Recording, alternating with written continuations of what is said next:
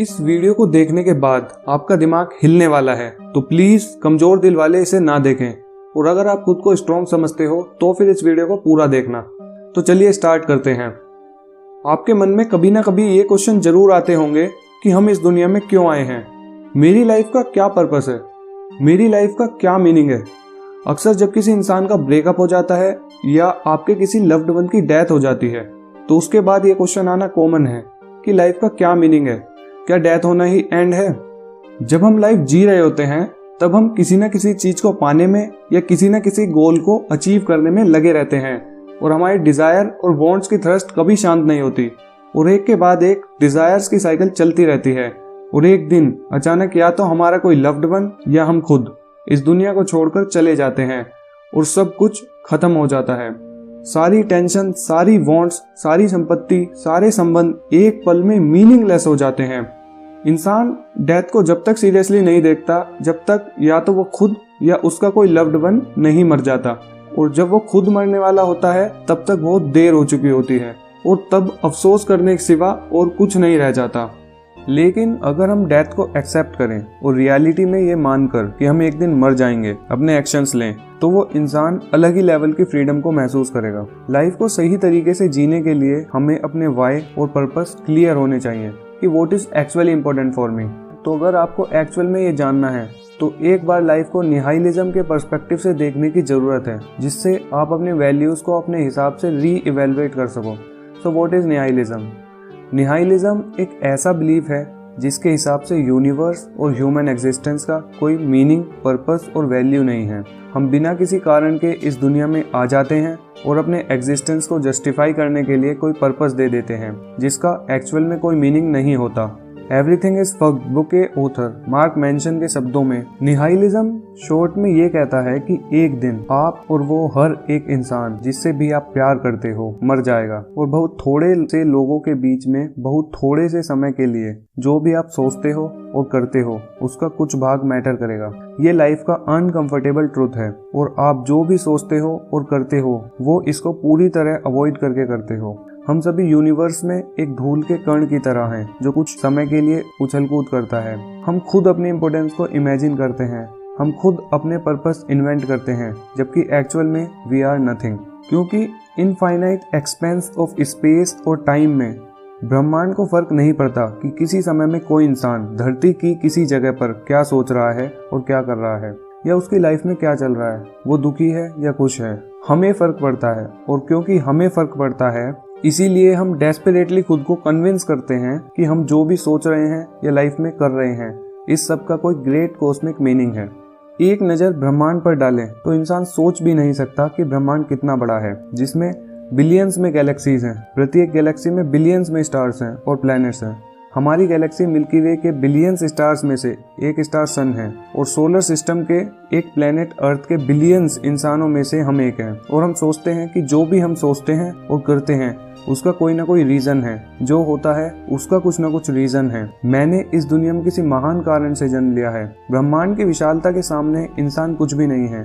Possibility तो ये भी है कि यूनिवर्स में अर्थ जैसे बिलियंस प्लेनेट हो सकते हैं, तो आप अंदाजा लगा सकते हैं कि कितनी स्पीसीज एग्जिस्टेंस में हो सकती हैं। इसीलिए यूनिवर्स के पर्सपेक्टिव से हम सिर्फ एटम्स और मॉलिक्यूल्स के सिवा कुछ नहीं हैं।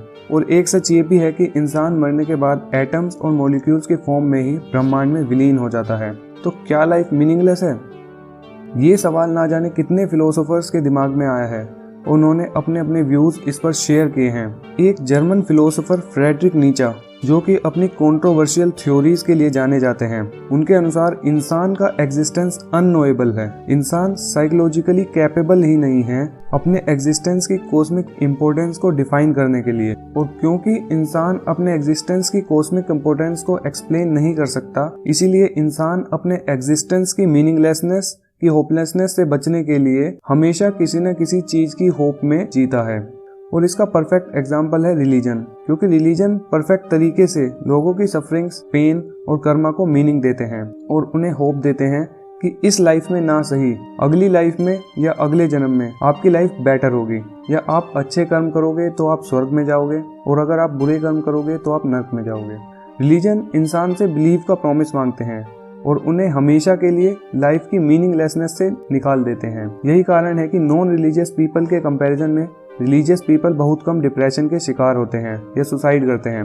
Because every time they give themselves hope that no matter what I believe in God and God is always with me and God loves me, या भगवान सब देख रहा है, एक दिन कर्मों का फल जरूर मिलेगा, या एक दिन मेरा अच्छा समय जरूर आएगा, या अपना टाइम आएगा। ये सभी होप नैरेटिव्स हैं। मैं रिलीजन के खिलाफ नहीं हूँ, ये अपने आप में एक बेहतर चीज है, बट ये जरूरी भी नहीं कि होप सिर्फ रिलीजन पर ही डिपेंड हो।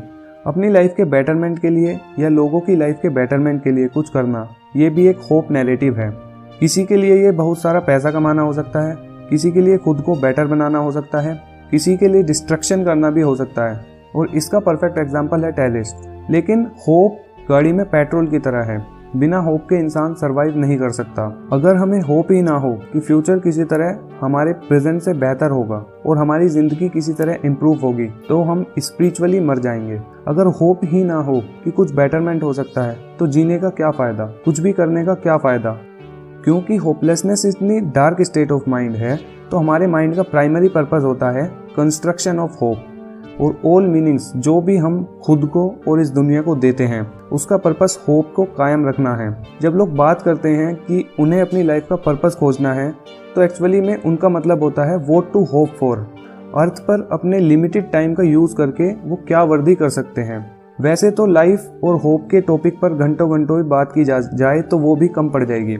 न जाने कितने फिलोसफर्स ने लाइफ को देखने और जीने की अपनी फिलोसफीज दी हैं, लेकिन जितना मैंने अभी तक लाइफ को समझा है, मुझे नहीं पता मैं सही हूँ या गलत हूँ, वो मैं आपके साथ शेयर कर रहा हूँ। जब आपने ब्रॉडर वे में देख लिया है कि यूनिवर्स के पर्सपेक्टिव से कुछ भी मैटर नहीं करता है और एक दिन हम सब मर जाएंगे और हमारे लव्ड वन भी मर जाएंगे, तो क्यों ना जिंदगी को ऐसे जिया जाए कि मरते टाइम हमें अफसोस ना हो और हम मरते टाइम याद करके खुश हो रहे हो कि वाह यार क्या जिंदगी थी। लोग क्या कहेंगे या सोसाइटी के नॉर्म्स क्या हैं, इस सब का एट द एंड कुछ वजूद ही नहीं रह जाएगा।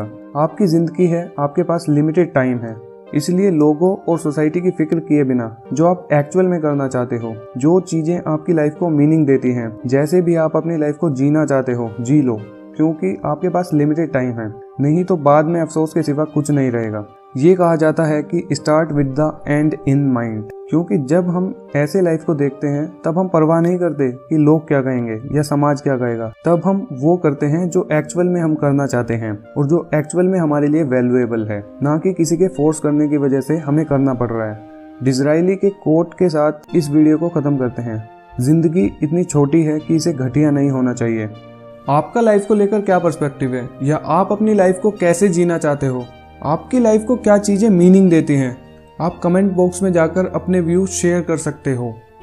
अगर आपको ये वीडियो पसंद आई है तो प्लीज इस वीडियो को लाइक करें और अपने फ्रेंड्स के साथ शेयर करें और इस चैनल को सब्सक्राइब करें। Thanks for watching.